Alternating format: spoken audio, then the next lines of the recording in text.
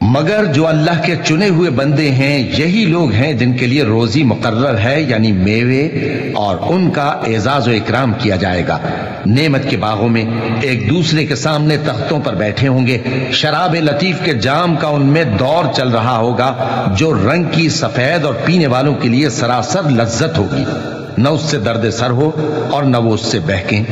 اور ان کے پاس حوریں ہوں گی جو نگاہیں نیچی رکھتی ہوں گی اور آنکھیں بڑی بڑی، گویا وہ گرد و غبار سے محفوظ انڈے ہوں۔ پھر وہ ایک دوسرے کی طرف رخ کر کے سوال و جواب کریں گے۔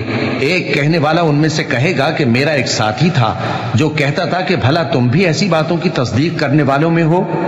بھلا جب ہم مر گئے اور مٹی اور ہڈیاں ہو گئے تو کیا ہم کو بدلہ ملے گا؟ اللہ کہے گا کہ بھلا تم اسے جھانک کر دیکھنا چاہتے ہو؟